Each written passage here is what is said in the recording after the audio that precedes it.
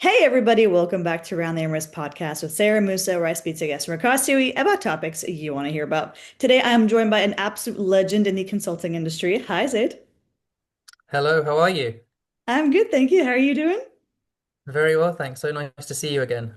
Likewise, likewise. As everybody here knows, Zaid is literally like an ultimate legend in the industry. From his APCO days to now being the founder and CEO of CompassPoint Consulting, a really cool company. And basically, this company is super cool when it comes to finances. They bring expertise of CFOs, former financial directors to businesses, small, medium, large, all that you want. And essentially, they help them with their financial operations, how to automate things, how to make sure that they're actually getting all the financial stuff and the foundations built for awesome long-term success.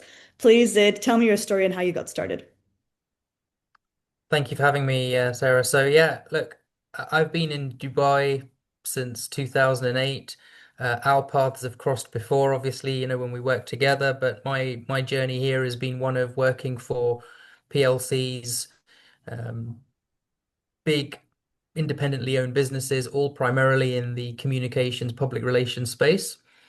And in 2024, I decided that corporate life had taken its toll on me. I wasn't getting any younger, and if I was ever going to try to sort of fulfill and scratch that entrepreneurial itch, the time was now or never. My family, parents, wife, everybody was like, "What are you doing? Like, you've got, a steady job, everything's fine. Why do you want to go and do this?" But for me, um, I very much believe that we're not in a dress rehearsal, right? Life is one opportunity, one chance. We must do what we want to and to try and make the most of it. And so I decided to venture out on my own. Initially, that those sort of early few months were just me. It was myself and a laptop running around Dubai trying to generate fractional or freelance finance, a CFO business from companies that I had known or people that I knew. And you will know better than me that, the UAE is all about network. And I was very fortunate in those early days. I got plenty of attention and plenty of work. And I got to the 6 months into it and I was like, well, it's actually quite easy. Like, I'm winning all this work and everyone wants to work with me. Great, happy days.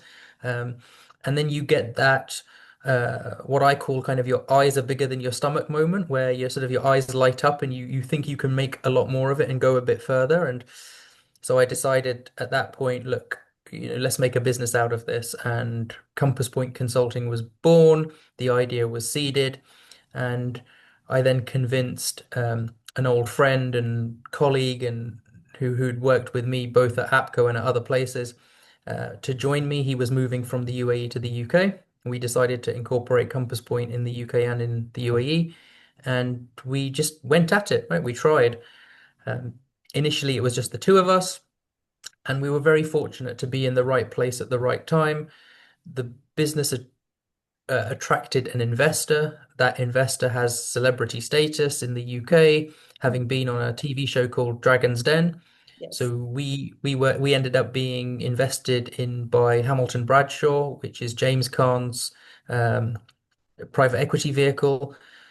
That all went live from the 1st of July 2025. And July to December 2025 was a wild ride. I mean, we were growing every single week. We were hiring people left, right, and center, and it went from me and Zane. And by mid-December 2025, we had 20 people working in 3 cities in Pakistan, all around the UAE, some in India, some in Egypt. And again, it was a lot of success that came to us very quickly. And I think if I look back at all of that, was great. It was such a, like I say, an interesting and wild journey that we were on. But I think, I made a lot of mistakes. It's the first time I'm ever running my own business. I think, emotionally and intellectually, it's extraordinarily challenging when you wake up in the morning and you go from being an employee to an employer, and it's become your responsibility to make payroll and get people food on their tables for them and their families because they're your responsibility.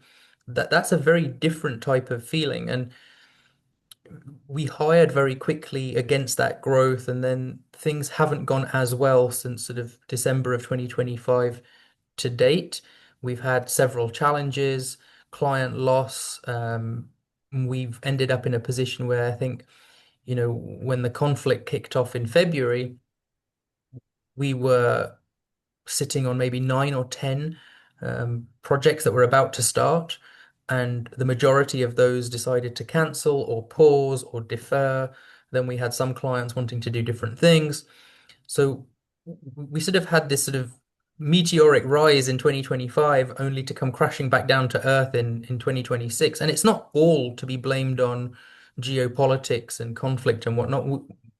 We fundamentally made mistakes in putting too much expense into the business, hiring too quickly, getting a little bit ahead of ourselves, getting carried away and excited by, some of that growth momentum. And now we're having to, I guess, pay the price for that and learn our lesson the hard way. We've had to have some very difficult conversations with some of the staff members who are near and dear to me around, can they take 50% reductions? Can they work 50% of their time? Some people have decided that, they need to go back to a more stable infrastructure than being part of a startup. And we're sort of back to now trying to rebuild and do things in a more sustainable way so that when that growth does start to come again, we will do it in a way that we've learned from our mistakes. And it's been a very, very difficult. I'd say the last 3 months has been very difficult for everybody. But you got to stay resilient, right? You got to keep showing up. You live and learn, and that's something I say to people around me who are willing to listen to me. That's It's okay to make a mistake. Just don't make the same mistake twice, because that's something we should all avoid. So that's what we're trying to do. 100%. And I appreciate your candidacy and how kind of your takeoff was so strong and kind of where you are now in terms of almost the recovery phase. I think it's so important for all entrepreneurs of startups, or bigger companies as well to maintain that kind of honesty with themselves and that kind of self-awareness with their teams as well. Is there kind of a moment throughout this process where you felt like you were kind of the most inspired or something that really made an impact on you, or you were like almost like your aha moment of like, you really felt like you achieved something for yourself? Look, for me, the most satisfaction in this is coming from getting up every day and knowing that I'm building something that is mine and that I don't really have to take permission or approval to go out and chase an idea. And that has a double-edged sword to it, I think, because sometimes I come up with these ideas and it's like, oh, in my head, it's like the best thing ever, right? We should just do it. And we go and chase it and we do it. And my team and my co-founder and everybody kind of gets behind me and we go do it. And then we realize, oh my God, that was like complete waste of time. What did we do that for? So what I get the most satisfaction from, to answer your question, is being able to really fail fast, get back up and try again. That's the biggest kind of, I guess, thing that drives me. It's yes, we tried. Okay, it didn't go right. Let's do it again. Let's try something different. Let's keep going at it. Um, and when you work in a corporate environment, decision making is much slower. You Right. can come up with an idea and put that forward, and then there's sort of months of deliberation, and you have to make decisions with committees, and all of that governance is really good for big businesses. Hmm. But I suppose in our business, probably one of the mistakes that I look back on now is I was taught all these best practices around governance, but I never put them in place in our own company. I just wanted to, you know, chase every idea and go after everything. And I think that I take sort of an adrenaline hit from that, if that makes sense. It's quite Yeah. exciting to be doing different things all the time, but it's got its ups and its downs. And I think for me, just get back up, keep going, keep pushing. Get it wrong, okay, fine, try again, push again. That's sort of the attitude that I come at it with. I love that. And I love how you're almost the way that you're talking right now is that almost every day is a school day. You are continuing to learn something new. You are very rightly showcasing the importance of being open to new experiences, whether, good or bad, and how that's part of the journey. It helps shapes kind of who you are, not just on a professional level, but also on a personal level. And I've got two more questions for you, if that's okay, Zaid. Sure. The first one is, if you had to decide right now if there was something different that you would do tomorrow based on your experience the last kind of 3 to 4 months, something that would maybe be something a risk or something that you've never done before to get kind of back on the horse there, what would it be? Yeah, so if I could have my time again, I think that what I would do is sort of slow down a little bit. Fair. Everybody around me tells me you're so impatient, you just want things done really quickly, you just want to go fast. And there's truth to all of that. I've always been that way. I don't think that I will ever have that degree of patience. I always want to just do it and get it done. And I think that if I could go back and have my time again, I'd just try and slow down a little bit and take it a little bit steadier. I think the other thing is you have to realize sometimes that it's very, very difficult um emotionally. I don't know what the right word is, kind of, I feel like it's a really big decision for me if I have to hire someone and then they don't work out and I have to get them to leave the business. Mhm. That's something I've really struggled with. So if I could go back and have my time again, I probably would say make a decision a little bit quicker on people that aren't working out. We have had situations where, we've realized that startup culture isn't for everybody. Working in this kind of an environment where we work 7 days a week, 16, 17, 18-hour days sometimes, it's not for everyone, right?